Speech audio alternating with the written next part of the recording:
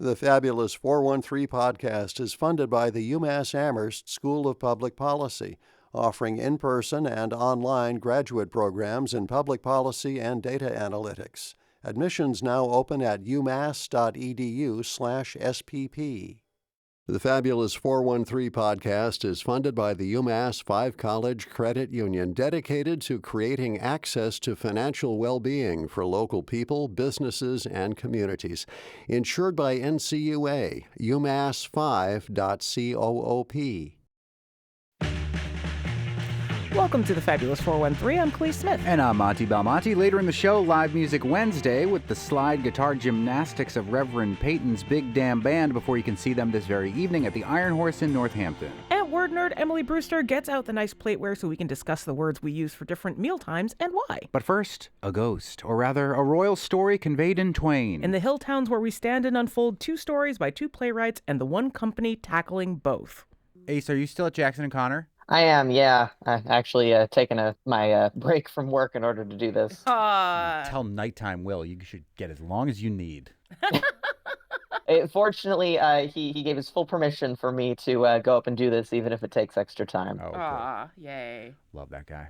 Hamlet, Shakespeare's classic tale of murder, revenge, and tragedy. Rosencrantz and Guildenstern are dead. Tom Stoppard's hilarious take on the characters from Hamlet. Both plays will be presented in repertory with a shared ensemble cast on the timber frame stage of the Little Garden Theater in Worthington. You can enjoy both shows and enjoy themed food and beverage at the theater prior to the show this Saturday, May 9th. There will also be a Friday show on May 8th and a matinee on Sunday, May 10th. Here to join us is Hamlet themselves. Ace Taylor. Ace grew up in Colorado, the Marshall Islands, and Vermont. They originally came to the area to attend Smith College, where they graduated in 2012 with a major in computer science. Ace previously worked as a software developer at Financial Partners Incorporated, a company making software for agricultural banks, and as a computer science lab instructor at Mount Holyoke College. They currently work as a sales associate at Jackson and Connor and as an independent tailor. They recently ran for city council in Northampton, and now they are Hamlet. Thank you for joining us, Ace. Thank you for having me. A very thorough biography. This is an interesting way to do this because It's the best way to do this. Yeah, I've honestly. never, locally at least, or recently locally, haven't heard of anybody endeavoring to do this, but you're Hamlet. There are a lot of lines to learn for Hamlet in Hamlet. Are there a lot of lines for Hamlet to learn in Rosencrantz and Guildenstern Are Dead?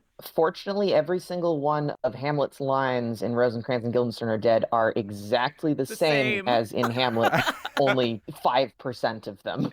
Yes. So you've already done all the hard work. monologues. You might as well get thrown in there. Right. It is one of the more brilliant things about the play from Tom Stoppard. If you know Hamlet, you know all those lines already. They just come in different places. Exactly. The only three characters that have additional lines are Rosencrantz and Guildenstern, of course, and the player whose role is significantly expanded in Rosencrantz and Guildenstern Are Dead. So this is a really fun way to do it. Are you doing Hamlet uncut? There have been a couple things cut down, but it is running for a 3.5-hour runtime. Most of the stuff is intact. And then you're going to take a break for this themed dinner and then launch into Rosencrantz and Guildenstern Are Dead? We get about an hour in between to stuff our faces full of food and hydrate appropriately and then go back out there. Yeah.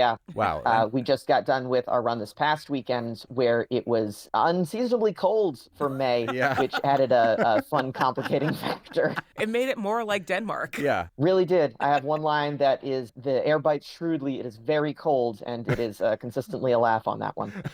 Hopefully it won't be as big a laugh this weekend. We're speaking with Ace Fingers crossed. Taylor, who is Hamlet in both Hamlet and Rosencrantz and Guildenstern Are Dead, which you can see in various times and incarnations once again this weekend at the Little Garden Theater in Worthington, which is a place that I'm not overly familiar with. Talk about that theater. Is it its own company? Did you work together with a bunch of other folks to put this production on? So Little Garden Theater is its own theater company. They've done a couple productions before. This is my first time with them, but the director of Rosencrantz and Guildenstern Are Dead, Becca Coulong, has been doing work with them pretty regularly, as has Fahad Ramot, who is directing Hamlet. Those two basically, they have said multiple times, the only reason they're able to do this production in conversation with each other is because, they trust each other to build on each other's show. While it is directed by two different people, they are very much in conversation with each other and, having a shared vision for what all this is. It is really cool to put both of them together. It is a little bit like watching the Lord of the Rings trilogy all in one sitting. That is long, too. Yeah. Accurate. Do these two plays in your production of them inform each other? I mean, like, you mentioned that this only works because these two directors know each other and kind of have shared vision for what they're putting on stage. But did each production kind of inform the other? Very much so. Both directors and both stage managers for both plays were at pretty much every single rehearsal, even when it was the other show being rehearsed. When we were doing blocking for the show, we talked about doing reverse blocking between the shows, particularly since there's a number of parts where Rosencrantz and Guildenstern are dead, are doing basically behind the scenes of Hamlet. It made sense to do the opposite blocking and to have some callbacks and call forwards between them. So for folks who can see both shows, you can see how, get little inside jokes and extra bits that you wouldn't get with just seeing one. So you might not have to learn a whole new amount of dialogue, but you do have to learn it backwards so that you can do it in Hamlet and then do it in Rosencrantz and Guildenstern. Yep, like dancing, lead and follow and partner dancing. You got to learn it both ways. I love that. Ace, we gave a little bit of your CV about how you are a computer scientist, that you made software, that you were an instructor at Mount Holyoke, that now you're a tailor, and that you're at Jackson and Connor. Tell us how you as a human being most relate to Hamlet. I will be honest, when I tried out, I wasn't trying out for Hamlet. I was trying out for Polonius. I wanted to, tell jokes and be a clown and bring the laughs and then get brutally murdered. Like you do. But it is hard not to relate to Hamlet. He is someone who has gone through this great tragedy, this death of his father, and everyone around him is treating it like, well, it's happened. There isn't this great tragedy happening. We're just moving past it. We're moving forward. We're going to ignore all the problems. And having that feeling of frustration and sorrow and rage is, I think, something that is relatable to everyone, especially in the times that we're living in now. I know the director Fahad had said one of the main reasons for doing Hamlet now is to address that fact that in these times, it feels a lot of times like the people in charge are just glossing over tragedies, that we're not treating the terrible things that are happening with the right weight and attention. That's very much something that I can feel in the role. Hamlet making bad mistakes out of, his anger and his fear and his sadness is also something that I can really relate to, and I think is one of the reasons it's been such an enduring play. There was a big New York Times article this past weekend about scrolling through tragedy, where we see the bombings happening in Palestine or in Iran, and then we see on our feed a meme of something fun and funny, and we just continue to keep scrolling instead of really feeling the weight of it. So maybe this will be an important opportunity for you to feel the weight of tragedy while also laughing. Maybe this is a poor analogy because Rosencrantz and Guildenstern are dead is funny and it doesn't take away from the gravitas of Hamlet, but it certainly lightens it up. One of the most interesting things, I think, especially about putting these two very related plays together, is that Hamlet is so internal, and Rosencrantz and Guildenstern takes this tiny internal moment from Hamlet and makes it so incredibly external that it's really interesting because it's not as if Rosencrantz and Guildenstern aren't wrestling with some of those same questions as they go off to their deaths. But Rosencrantz and Guildenstern is, I think, a really good and compelling play because you have a lot of, really funny bits, a lot of really good back and forth banter, a lot of jokes that are absolutely hilarious. And then you also have the existentialism of, well, who are we to be doing this? Why us? Why are we fated to die? That go back and forth between that make the depths deeper and honestly the laughs funnier. Yep. Is there a renewed interest in Hamlet because of Hamnet that you've seen with folks who have come out to see the show last weekend and potentially might come this weekend as well? I have no idea. I have not actually seen Hamlet. I know a number of my castmates have and recommend it highly. So might well could be. But I'd say, like, Hamlet is one of the Shakespearean plays that pretty much always resonates.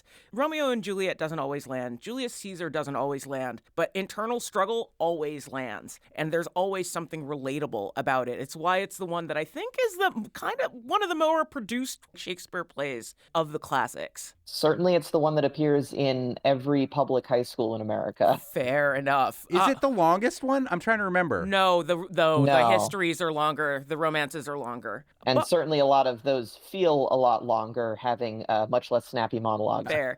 Were you that familiar with Tom Stoppard's work before getting into this duology? Somewhat. I had seen and read Rosencrantz and Guildenstern before. I had also read Arcadia, and I broadly enjoyed what I had read of Stoppard, but had read about as much Stoppard as Shakespeare before I got cast in this. Real-time fact check. Hamlet is Shakespeare's longest play at approximately 4,200 lines. Coriolanus, 3,800, comes in second. And Coriolanus is such nonsense, though. I've never actually seen that one. I but- don't. Yeah, because no one wants to do it. Yeah, I mean, he didn't do it. Everything he did wasn't great. But Hamlet is great, and Tom Stoppard's Rosencrantz and Guildenstern are Dead, also great, the take on Hamlet. Both of which you can see at the same, well, not at the same time, contiguously this Saturday, May 9th, also a production.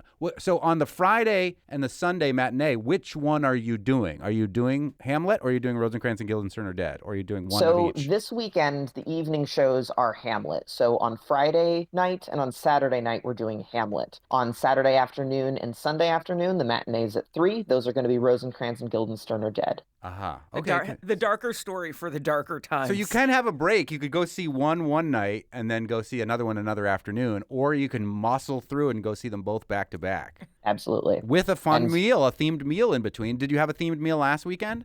We did. I am not sure if it's going to be the same meal each time, but I will say the chocolate desserts were excellent. Oh, good to know. Has lining these two plays up given you new perspective on bit characters in general? I wouldn't necessarily say that Polonius is a throwaway character in any way, because he's not. But those smaller characters in Shakespearean plays, especially, like, sometimes get short shrift, both in their action on stage and their inaction on stage. Has performing both of these plays back to back given you new perspective on those smaller characters that can give a lot of life to what is happening on stage? It absolutely has. One thing about our production is our cast size is 12 people. We've had to double up on a number of those smaller roles. And I have been madly impressed with the folks in those roles because they are able to give different personalities and voices to those different smaller roles in such a way that I have trouble telling that, yeah, this is the same person, and they do an excellent job at that. I will also say the smaller characters in Shakespeare tend to be the funniest. Hamlet does not have a lot of zingers, but characters like the gravediggers, like Osric, like the guards at the beginning, they all have a lot of lines that I think are some of Shakespeare's funniest and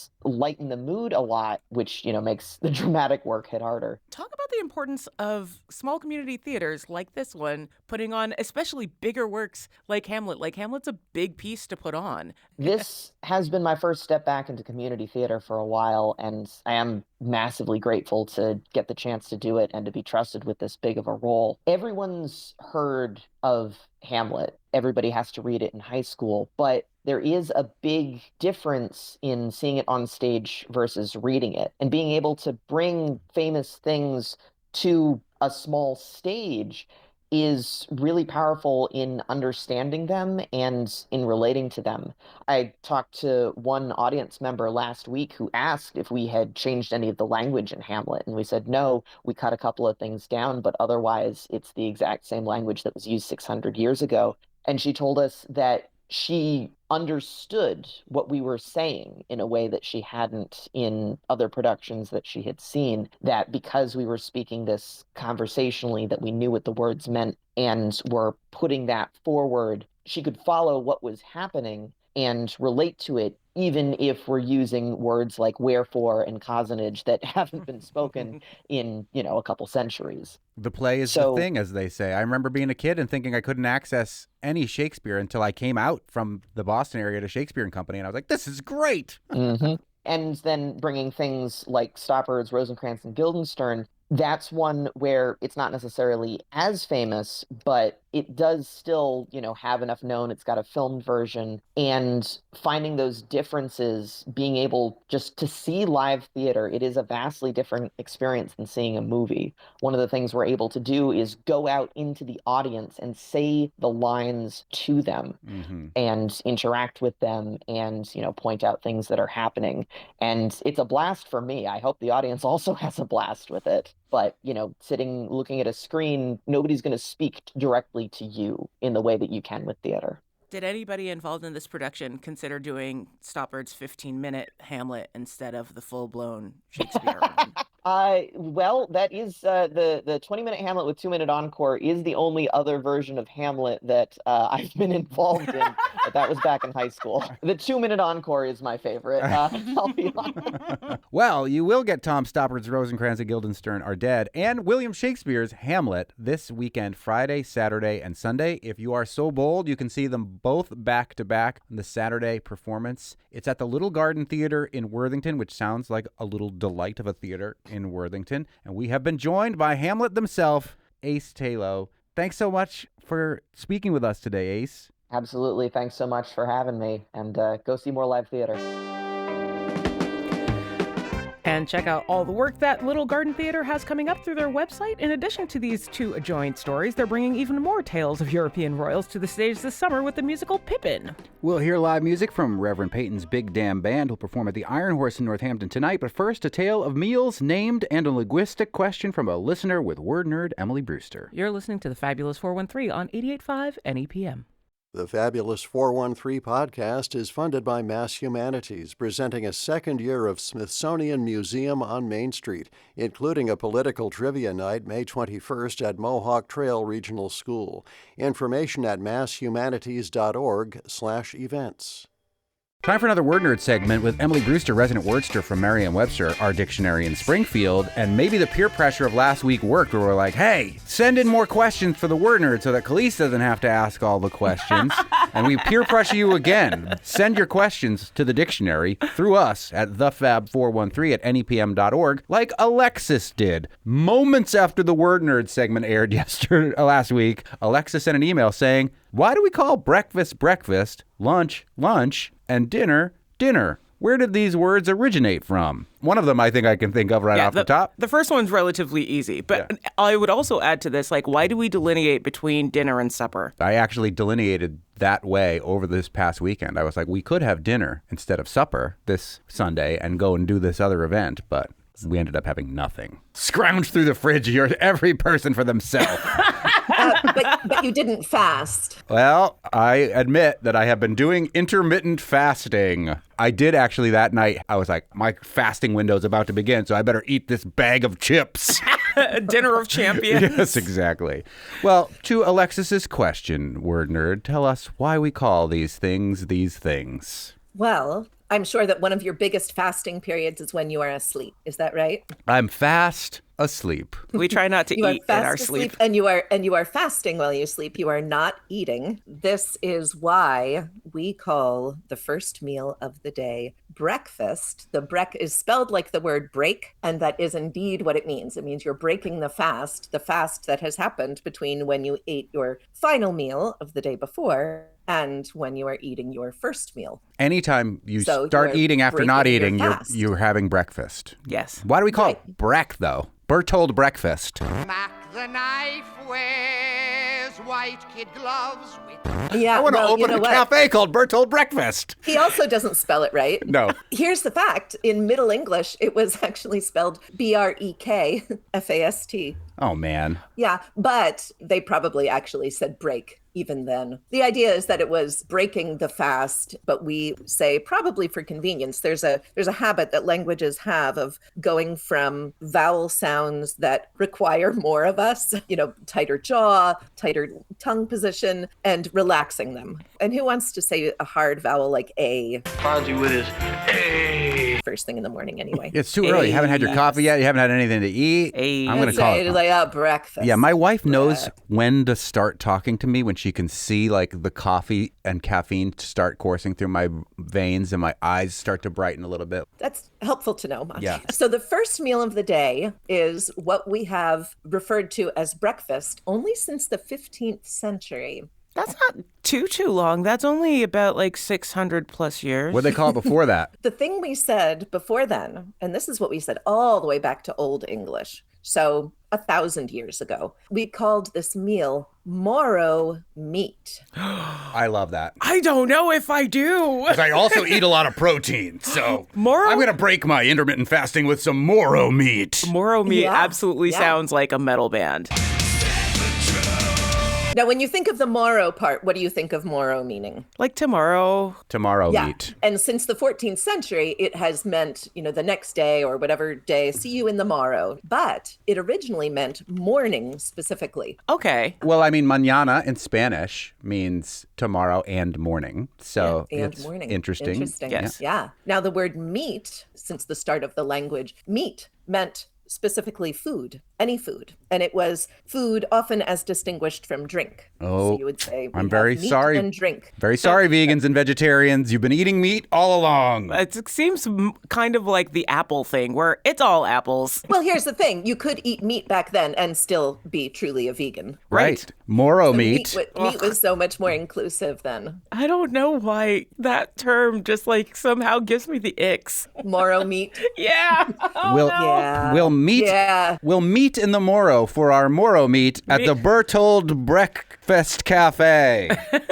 Well, with today's connotations, morrow meat sounds like it's meat from today that you're eating tomorrow. Yes. I also eat a lot of preserved meats, so that's perfectly fine. Arby's.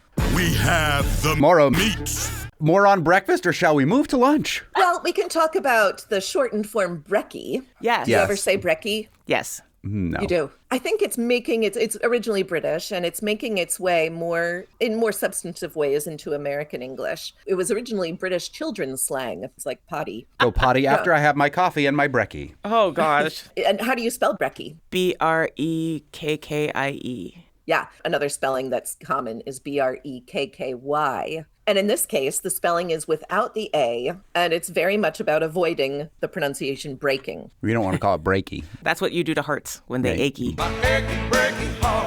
Okay, how old do you think the word brunch is? Not very. It's very, very close in age to brekkie. The date that we have for brekkie, and again, this is just, current research says that this is the earliest known attested use for brekkie is 1904 and brunch is 1895. Okay. I think of brunch as being one of, it's really at the very beginning of our deep love of portmanteau words or blend words. Brunch really was one of the words that kind of got that trend really going. The way of coining words is much, much older, but it at some point became very popular and that hasn't slowed down at all. So brunch is really at the start of that kind of coinage coming into its own. Brunch apparently was started as a kind of Oxford lingo. And their stupid dictionary? I was thinking of their students. Oh, It's Oxford definitely. University. The university, I see. Yeah. Well, it's interesting that it is a portmanteau and that Lewis Carroll, who died at the end of the 19th century there, is famous for making the word portmanteau a word that describes smashing words together up like this. That's true. when the I word wonder if he brunch... used the word brunch. He may have. One of the earliest examples in the OED is that it's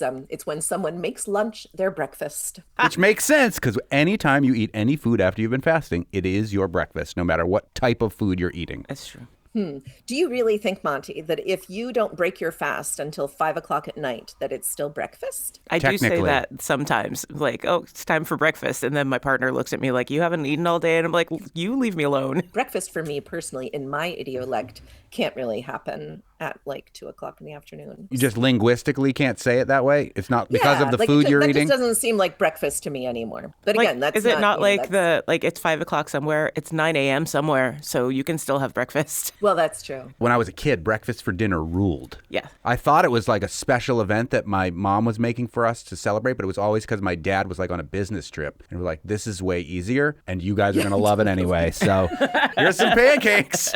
Yeah. Yes! Yes! Yeah, right? That's such a good trick. It really right? Like is. such a good Tacos! providing Yes! food. Dad's on a business trip again! Yeah, it's a happy trick for all. All right, the word lunch. How old do you think the word lunch is? No, Older than brunch. older than brunch. And if breakfast is like, what, did you say 1500s? 15th century, yeah, so 1400s. 1400s. Century for breakfast. Yeah, so 1400s. And brunch is late 19th century, almost 20th century. I'm going to go 16th century. Okay. Actually, late 18th. It's 1783 is the first known Ooh, use. that was for good. lunch. Call that. So the American revolutionaries did not eat lunch. Tough time economically. No, they had supper. I mean, they had other things. Now, actually, the word lunch probably comes from luncheon, which does make sense. And luncheon, Monty, actually does date to the mid 17th century. Luncheon existed, but lunch as its own mealtime did not exist with Well, that no, name. they referred to the same thing. Right. But lunch is a shortened form of the word luncheon. Probably. And luncheon itself originally referred to a light snack, and it comes from this Middle English word nonsench, meaning midday refreshment, which is combining non meaning noon and shench, meaning drink. That word sounds like nonsense. It really does. But the fact is that people did eat a meal in the middle of the day a long time before either luncheon or lunch was coined. Do you want to know what they called it? Moro meat. No, that's breakfast. Oh, what did they call it? Hopefully it's gross. Noon meat. Yes. We are so creative. What shall we call this noon mealtime? We shall call it noon meat. Well, this is actually at the core of the very Germanic English language, right? In its deep, if you go down to its skeletalness, it is a language that is formed by building components together, which is the way that German words still are. You take one piece and you attach it to another, and there you go. It's this compounding structure. Maybe at some point in the 13th century, people started using just noon for the word, or nones, N-O-N-E-S, or in the 15th century, you could call it a noon meal, or in the mid 19th century, you could call it a nooning meal. I like that one. Nooning has a Nooning different, meal. nooning. or nooner. Those are other uses of that word. Yeah. different Are you ready meanings. for your nooning meal? Are you Yeah. ready for a nooner? That has a Yeah, I different like that. connotation now. And so would nooner meat, but we won't go there. Let's not talk about nooner meat. But noon Hey, meant hot the middle snack. of the day at that time when it was being used that way. That was the original meaning of the word noon, having midday, I guess, Yep, in the middle of the day. which is awesome because it's a palindrome. It's like right in the middle of noon, N-O-O-N. I love that. A perfect word that feels like the middle of a day. That's true. Are we ready for dinner? You want to skip the snack? Oh, what's the snack? Snack dates to the 18th century, and it comes from a Middle English word meaning bite. Oh, It sounds onomatopoetic. like where is the term snicker snack? It's in some famous tale I'm failing to recall. Well, the Jabberwocky. Thank you. Here we Yeah, go. so we're back to Lewis Carroll. Snicker snack, and with his head, he went galumphing back.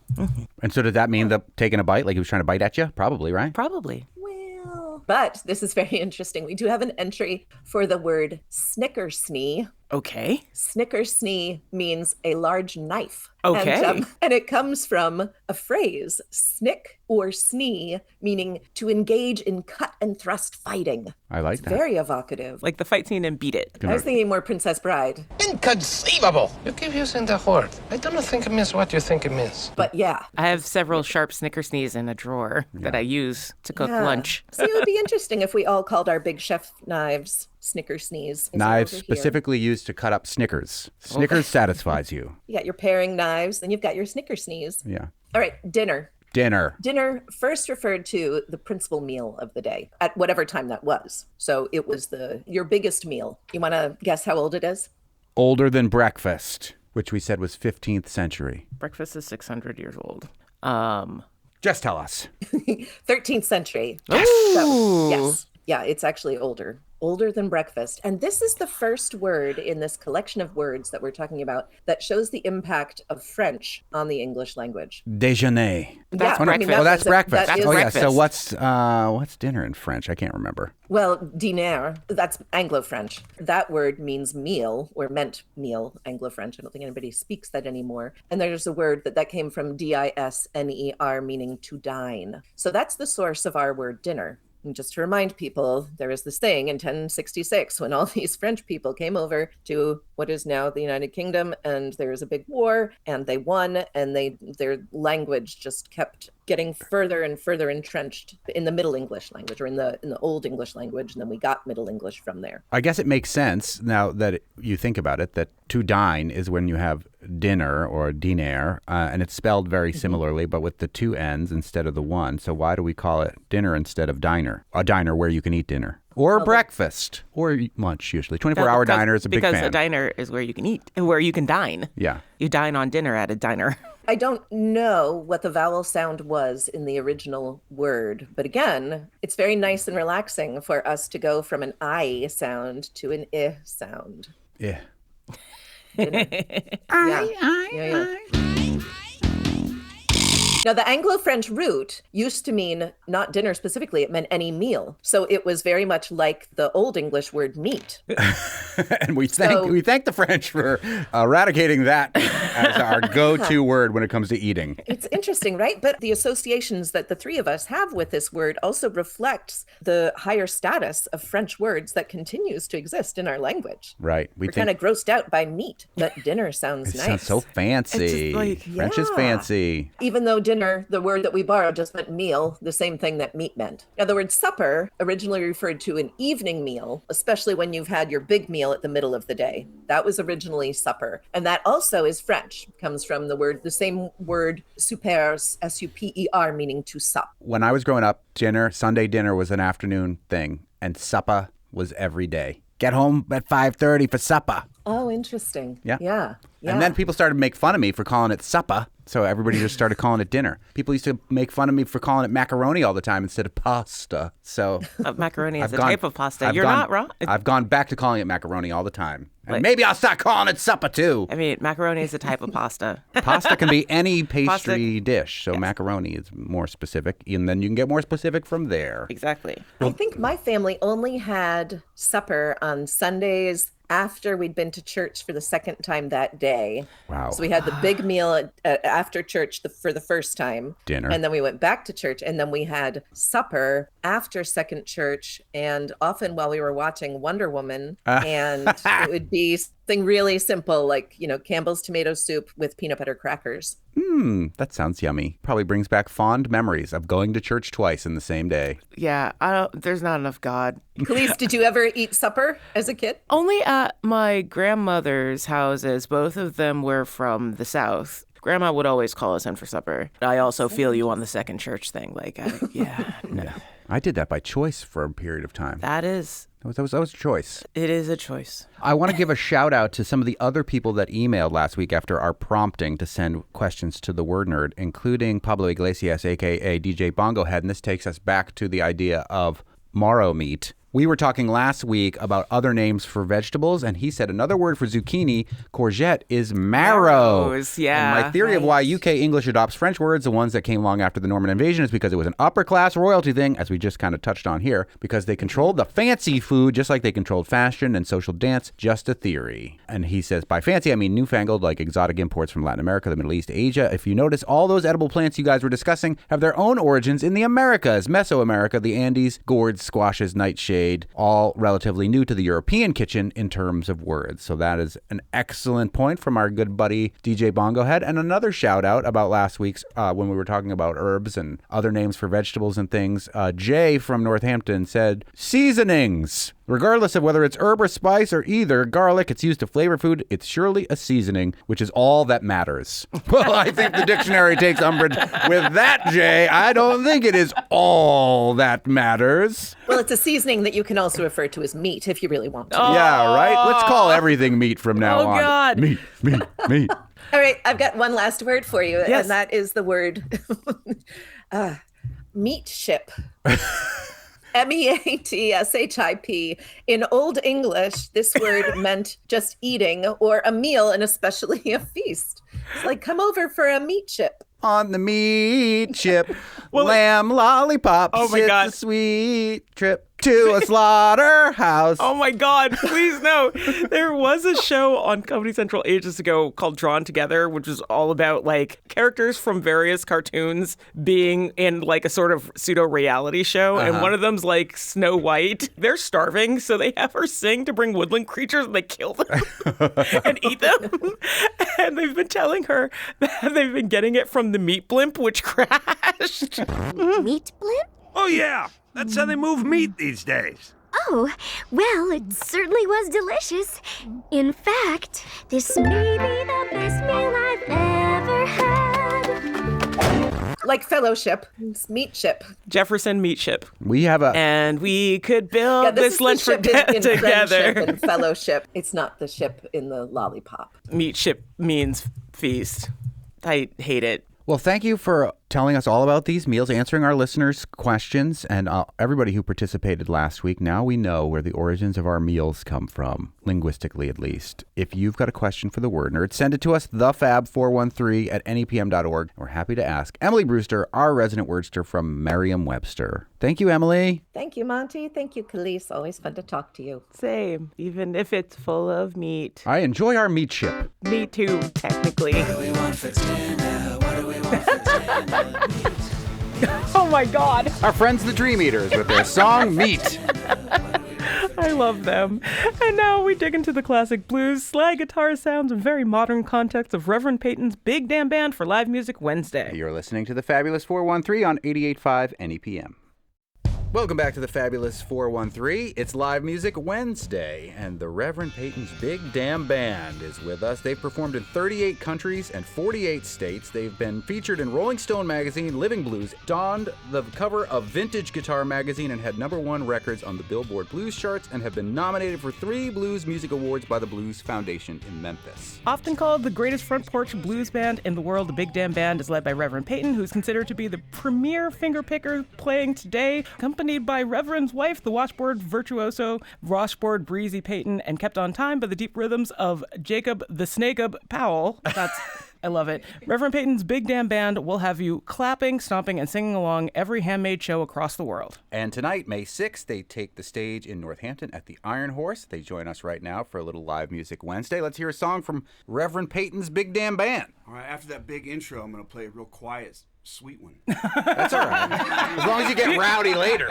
Your sound runs the gamut, so let's introduce them to the breadth of what you do. Exactly. Don't we all? This song's off our most recent record, and it's the title track, and it's just me and this old 1930 National guitar, but it's actually the song on our streaming stuff that is killing all the other songs right now, so I got to kind of play it. Yeah. You know, it's like the song right now. So, well done. Word. Anyway, this song's called Honeysuckle.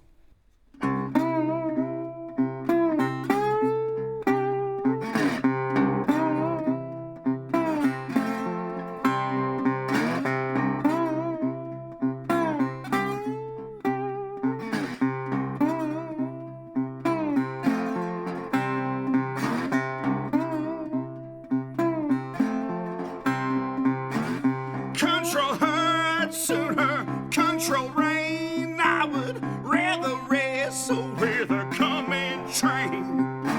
Unless a man might be drove insane, but I'm man enough, I don't want her tame.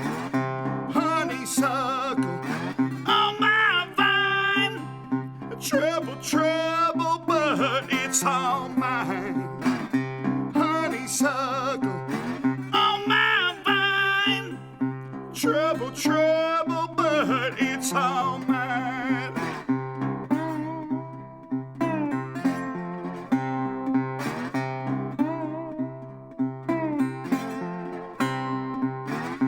Hard to handle, soft to touch. She's a lot, but not too much. She can wiggle, she can hunch. I know a little, she knows a bunch.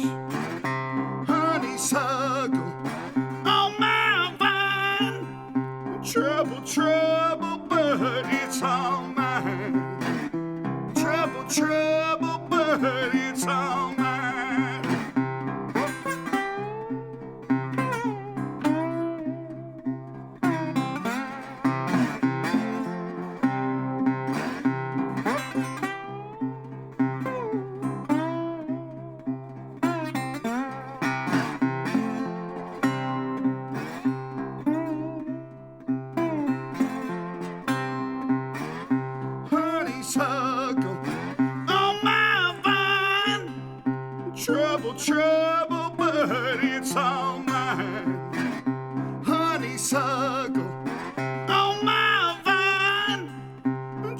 trouble, trouble, but it's all mine. Trouble, trouble, but it's all mine. Trouble, trouble, but it's all mine.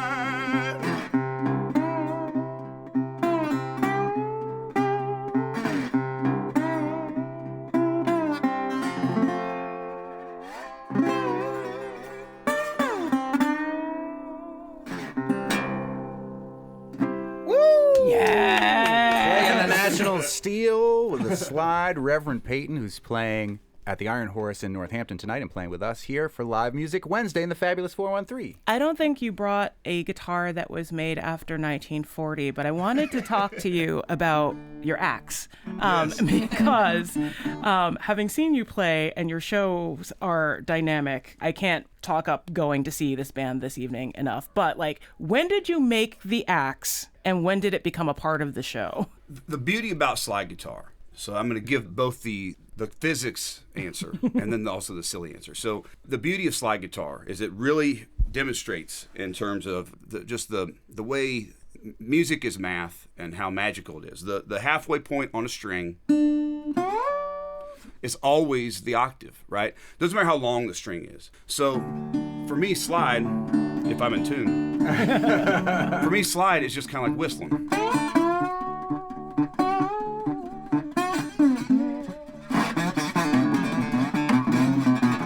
I don't look at it, I don't have to think about it. You know what I mean? It's just like whistling. Technically, I can do that on anything. You run string on a 2x4 and I can do that, right? And I've been given all these really interesting, wild instruments. You know, some of them are more folk art than they are instrument. And I still love to fight music out of them from time to time, you know. You know, people will make these guitars out of all kinds of crazy stuff. And then, like, now I just get sent these things, you know, all the time. And I'm like, well, all right, I'm going to put this to bed. I'm just going to make the craziest one. So I made one out of a shotgun, and then I made one out of an axe. And I thought that would put it to rest, but it didn't. So it didn't. It made it worse. You were now the problem. It made it worse. So I apologize. A lot of these are not my fault. But you shot the shotgun off after playing it on it. That's right. Yeah. People want more of it. You shot a target. It's not enough somehow. So it just made it worse. Now people make guitars out of even weirder, stranger stuff. But I love that. He was real angry when it was successful as well. Yeah. Because the video became like top 10 YouTube video of like the week when that came out. And then he was mad he's like, this is what I'm going to be known for instead of this other stuff. We'd be like in a restaurant and you'd hear someone whisper like, is that the shotgun guitar guy? Yeah.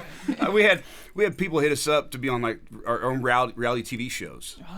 They'd be like, so do you have other instruments made out of weapons? And I'd be like, well, yes, but that's not who I am. Well, I mean, I'm kind of that, but I'm not just that. I contain multitudes. Yeah, I contain multitudes. We've released all kinds of records. We've toured the world. We have fans. Like, yeah, but do you do other hillbilly dumb stuff? Well, yeah, but I don't want. You know, like it was kind of like that. And we turned a lot of that down. We told them all kind of. I said, look, the music that I make is very real. And I love playing music. I love being an artist. If I wanted to just be famous, I probably would have stuck with a different genre of music. Yeah, to be quite honest.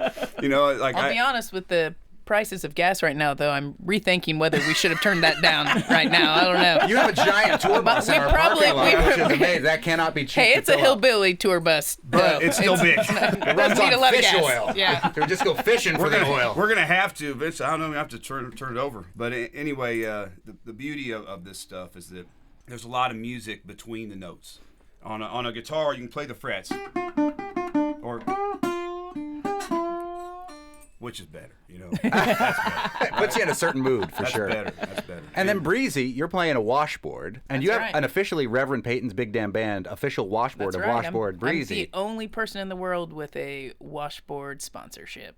Wow. I am their official spokesperson of this washboard. It's the only one that still makes them in the United States. Washboards at all? Also, Columbus Washboard Company. They're a non-profit that still makes it the same way it was made 100 years ago. And do they sound different if you tried to get a more contemporary washboard from someplace else? I've done. It really depends on what the metal is. I used to play a lot of antique ones, but I holster them so quick that I really needed to play fresh ones. So I have a double handy that got turned into a spice rack on my wall, so I'm not going to wear a hole through that, but I'm always tempted to take it down and play it. But good to know that double handy is part of the Columbus Washboard Company, so you do have an authentic American-made washboard. That's cool. I am going to go home and play it now. Okay. They're not gonna like this, human. Leave that one on the wall and buy one from them that you can play. Yeah, can you get these from Oh, yeah, Columbus? they Like, still, can we get the yep. branded ones from you and You your can band? buy them every night at the show. We sell the one I play. Wow, perfect. Even I better. love that. That's good merch. I have sad questions and then maybe a happy-ish question. Do you have a happier question? Go for it. Go okay. sad. Okay. Do we want to talk PBS or do we want to talk class politics? Let's start with class politics and then talk PBS. Okay. Talk about the importance of incorporating class politics into your repertoire, because like every album that you have has something about like trying to recognize the struggle of the working class, of the lower class, of like honestly like lower middle class that's disappearing. Well, they say in good art you should write what you know. Yeah. But for a longer answer is I just sort of write things as I see it. Like there's a lot of people I think are very performative instead of performing. Does that make sense? Yes. Mm-hmm. They say a lot, but their music doesn't necessarily say it. I think it's interesting too, because I think our fans come from like all over when it comes to politics too, but they all kind of like relate to a song. They're like, that's what that song's about, and that's what that song's about, and you know, it's what it means to them sometimes. But I think some of them probably would be surprised what the song sometimes really is about. I think sometimes people listen to words and sometimes they don't. You know, and very interesting. My dad, he was that kind of person. My dad, very musical. He loved music, but the words to a song didn't matter. My mom, she is not super musical. Loves music, but I mean, is practically tone deaf. She only hears the words. Yeah. And I always kind of like to. I love bouncing stuff off them because I could kind of see where those two styles of listening would find that, you know, if they both liked it, I was like, they were always like my springboard there. But Billy Gibbons one time told me, we were hanging out, and he's like, what you got to do is write songs about working class people's problems. And I was like, Billy, that's what I do. That's all I do. Billy from ZZ Top. That's pretty much all I do, Billy. That is pretty much it. It's so relatable. We have so much more in common, I think, than people often understand. They want to pigeonhole you into a political stripe, and then you realize, no, we actually, you know, the whole Born in the USA phenomenon. You may not totally understand what that I think song that is a lot about. with You our may songs. feel real patriotic when you hear it, but it's really saying something else, and it's something else that many more of us have in common than most people want to admit. Yeah. There's also that idea of that, as you know, the last time the artist really gets a say in what their art means is before they deliver it to the world. Yeah. And then once it's out there, it's for everyone else to interpret, and everyone's gonna try to see their own experience in what they're viewing. And but at some point, you can't help that a little bit. There's a song that I have that I get asked to play all the time. I don't play it, and I don't play it very often. And the reason is, and I won't get too deep into it, I'll just say this. The reason is because a certain group of people kind of adopted it, and they like, it was wild how they just completely missed that, and they kind of made it a song for them, and it kind of tainted it in my heart a little bit. Yeah. So now I don't even like playing it. That's too bad. And it's funny how that can happen, right? Yeah. You almost have no say in it. And in this world now, it's the Wild West, right? There's no rhyme or reason, and there's no regulations or rules. A person can do whatever they want with your song, and there's just, you have almost no say in it. And that's it's kind of a weird world that we live in that way. And you almost have to be careful. It's made me like more careful about what I'm writing now. I've been thinking a lot about that lately. Like, how could this song be misconstrued by terrible people? Yeah. It's also been interesting to see how, when you've told me about, like, when I wrote this song, it was actually an angry song, that people hear it and they think it's sad, or like just kind of the emotion that you experience when it's actually coming out of you might not be the same thing that was resonating in the audience. Sometimes I have a song like that. Song is angry. The one I'm talking about is kind of an angry song for me. I don't want to have to like live inside of an angry song all the time too. So that's another thing. Like when I play a song, you have to live inside it a little bit. You know, sometimes I don't want to live inside that angry song every night. Yeah. You know, and have to experience that and feel that again. And sometimes I don't want to live inside of a sad song every night. You know, sometimes he's just being obtuse and doesn't want to play the song they ask. Also a valid artistic statement. Entirely valid. Yeah. Entirely valid. Which is why it makes it so much more fun when you have so many songs about food too. Because that makes it like, this song is about potatoes. Wonderful. Who doesn't like that? And I'm really hoping that the song that people ask for that you don't want to play anymore is not Mama's Fried Potatoes. No, it's not that one. Fantastic. Not that one. I love that one. Well, Khalees, you wanted to ask the heavy question and now the light question about PBS for Reverend Peyton's Big Band. Well, like you used to work as volunteer coordinator for the PBS station in Indianapolis. That's like, right. what is When I your was very feeling about NPR and PBS in the Midwest, which I think is very different from how it is here on the coast? Well, out here, it's definitely there's giant stations, right? Your biggest stations are out here. We just became officially part of one of the biggest ones last week. WGBH, home of Julia WGBH Child. now. All right, that's like the one. So a lot of really great programming coming out of the coast. I mean, I grew up watching PBS. I grew up, with Reading Rainbow, and I grew up with these shows. They helped raise me. I accidentally ended up in that job. I had no business being. They were just like, hey, answer the phones one summer, and I did it, and just kind of figured it out. Did a good job, so I was hired on. And at that time, I'll say this: I never expected PBS or NPR to end up being a hot button issue. Right. It seems so. It just seems like it's easy. for everybody, and it seems so easy, and it is. I mean, it is. Yeah, That's the thing. It is. It would almost frustrate me how middle of the road NPR would try to be at times. Right? Get a little bit more on your high horse. Yeah. Do we have to middle of the road this? But like I always felt like that was kind of the superpower, though, is that it was going to be, you were going to get the most even Steven, middle of the road reporting from NPR. You could go get something else if you wanted it from somewhere else, but if you're going to come back to NPR and you're going to get the most even Steven reporting. And I still believe that, even when they get it wrong, because sometimes people do get it wrong because it's human beings creating this stuff, right? And sometimes you find an issue and you go, well, I know a little bit more about that than this person is talking, and they didn't quite get that right. That's okay too. Right? That doesn't necessarily mean that the whole thing needs thrown in the trash. Yeah. Right? Yeah. What PBS has done for my life, what NPR has done for my life has been extraordinary. So I was always really, really happy to work for the organization back then. It was nothing but positive.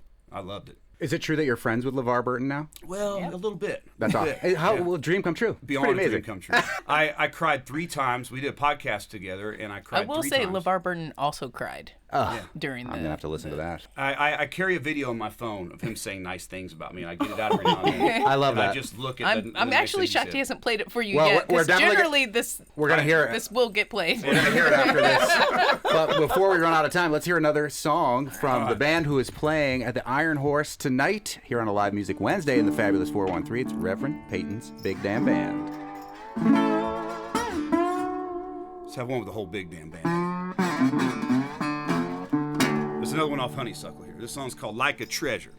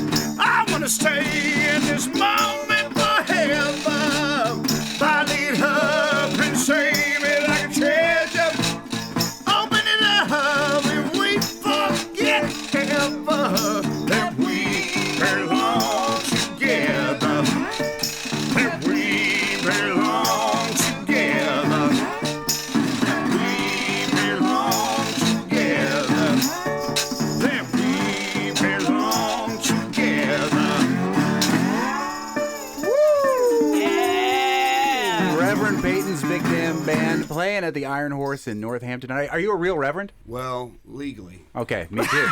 The Universal Life Church of Modesto, California. I sent an email to Brother Kevin. He sent me everything back. Said, "You're now officially a reverend of the Universal Life Church of Modesto, California. You can perform all the rites and rituals of religion except circumcision." And I was like, good move.